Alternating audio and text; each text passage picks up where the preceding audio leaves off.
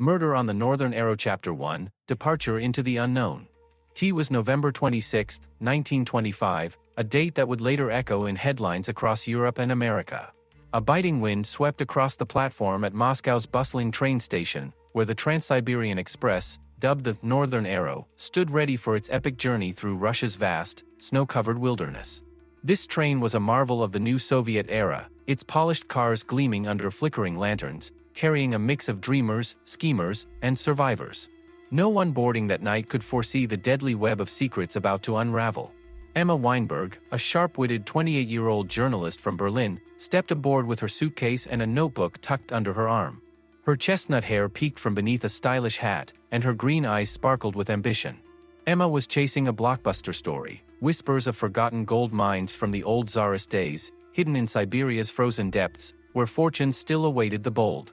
This could be my ticket to the big leagues, she thought, settling into her cozy compartment. Trains fascinated her, their steady rhythm like a pulse, pulling stories from the shadows.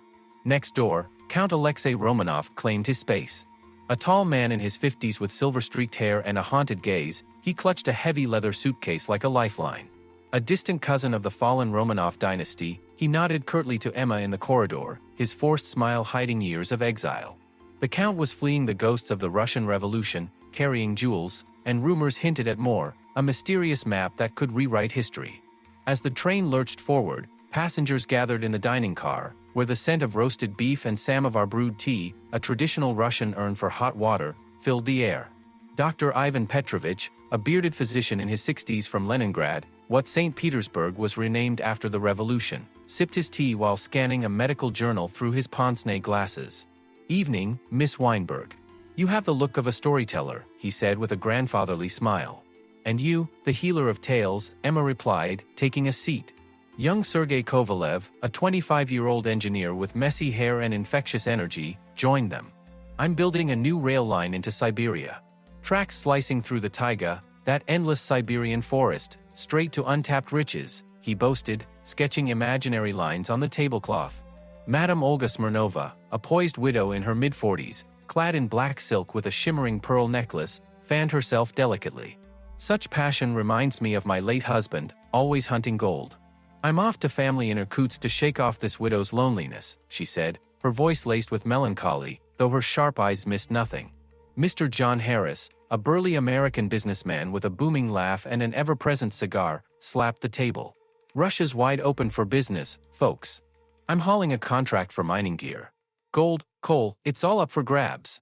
Count, pull up a chair," he hollered at Romanov, who lingered in the corner with a glass of cognac.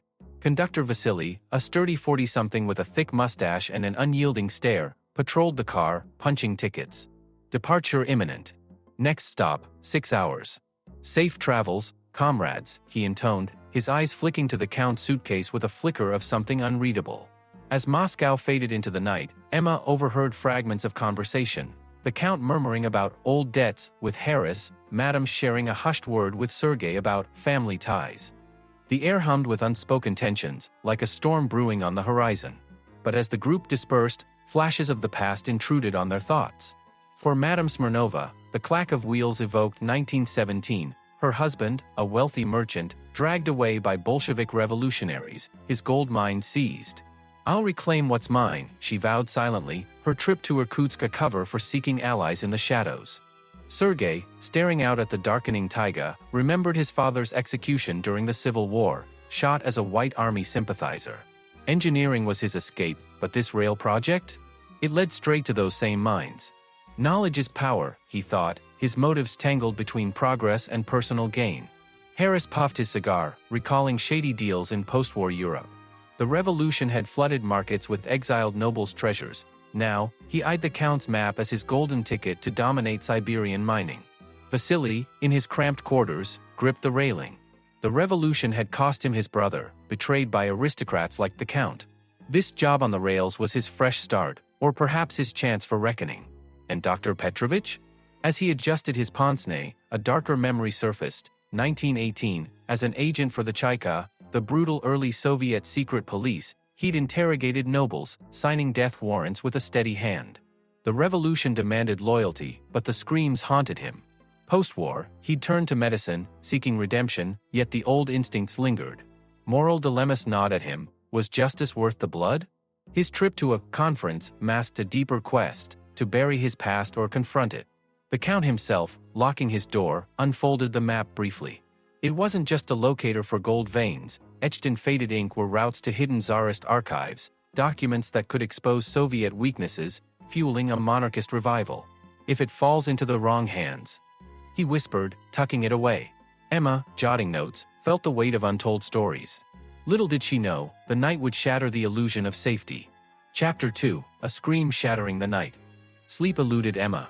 The train's sway and her racing thoughts about Siberian gold kept her awake. She slipped into the corridor for air, snowflakes dancing like phantoms beyond the window.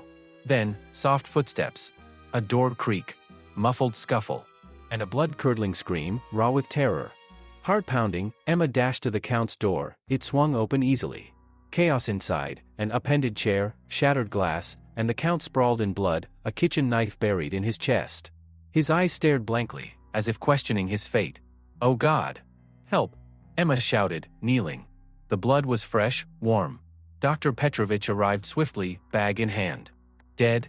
"Precise strike to the heart, instant," he declared, his voice steady but eyes shadowed by old memories of Chaika interrogations, where death was routine. Sergei burst in, ashen. "I heard it. What monster did this?" Madame Smirnova hovered at the threshold, hand over mouth. "Dreadful.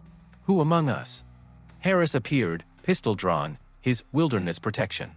"Hellfire. Murder." Vasily sealed the car. "No stops till dawn, blizzards raging. Police later." "Touch nothing." In the dining car, under swaying lamps, fear thickened. "The killer's here," Sergei whispered. "Trapped with us." Emma, channeling her investigative grit, stepped up. "Facts first. Time of death, midnight to 1. Alibis?" Madame fidgeted with her pearls.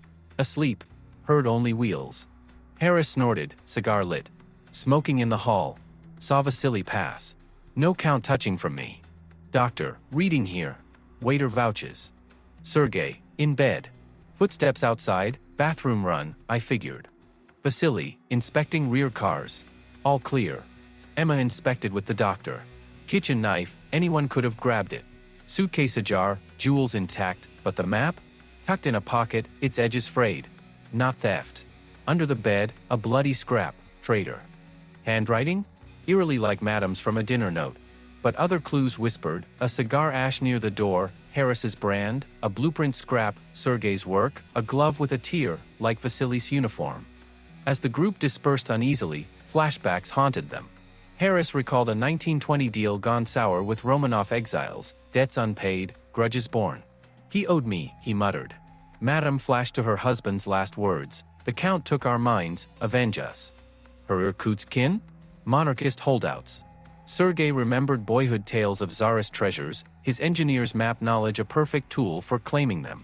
Vasily gripped his ticket puncher like a weapon, recalling his brother's plea before execution. "The Count sold us out." And the doctor?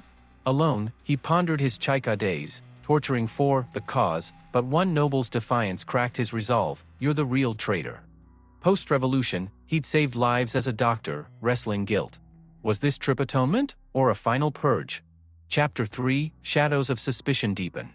Dawn pierced the blizzard, but the train thundered on. Passengers eyed each other warily. Emma probed deeper. With Madame, the Count argued politics with me, revolutions, justice. Rude. Her trembling hands? Nerves or guilt? Flashback, 1919, she smuggled jewels past Chaika checkpoints, vowing revenge on betrayers like the Count. Harris, corridor smoke break, wanted my mining shares. Greedy aristocrat. His hand cut? Shave Nick. But Emma spotted blood on his cuff. Memory, 1922, a fistfight over Romanov relics, Harris's temper flared. Doctor, gave him a sedative for headaches. Calm, yet his pince-nez hid flickering eyes.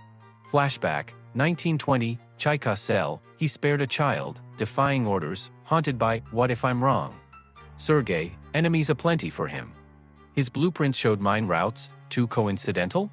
Recall, orphaned young, he studied maps obsessively, dreaming of reclaiming family land. Vasily, just a railman. But his clenched fist spoke volumes. Past, 1918, witnessing his brother's hanging, the Count's signature on the warrant. Evening brought terror, a gunshot. Harris dead in his berth, pistol in hand, temple wound. Suicide? Sergei gasped. Emma, staged. Wrong hand for the shot. Powder residue mismatched.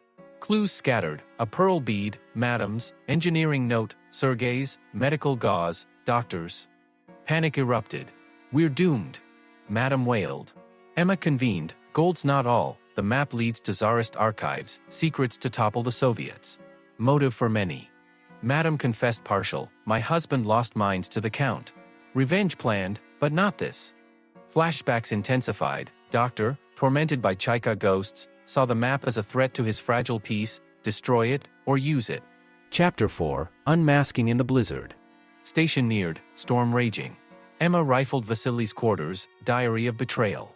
Him, confrontation in dining car, Vasily killed for family vengeance. Stabbed the sedated Count, framed Harris's suicide after witnessing. Vasily snarled, he deserved it. Traitor to the people. Twist, but the traitor, note, your script, Doctor. Chaika engraving on your glasses. You hunted Romanovs. Doctor's laugh chilled, clever. The map? Monarchist poison. Chaika trained me to eliminate threats. Revolution saved Russia, but the blood, I questioned, saved some. This? Necessary purge. Sergei lunged, you drugged him. Struggle ensued, Vasily aided the doctor, old allies? But police boarded as the train halted. Arrests, doctor, mastermind, Vasily, accomplice. Map with Emma, handed over, its secrets buried. Epilogue, echoes on the rails. Back in Berlin, Emma's exposé riveted America, tales of Soviet intrigue, gold, and ghosts. Yet on sleepless nights, Will Clax whispered, whose hands were truly clean? The map's shadows lingered, a reminder that history's treasures often come stained with blood.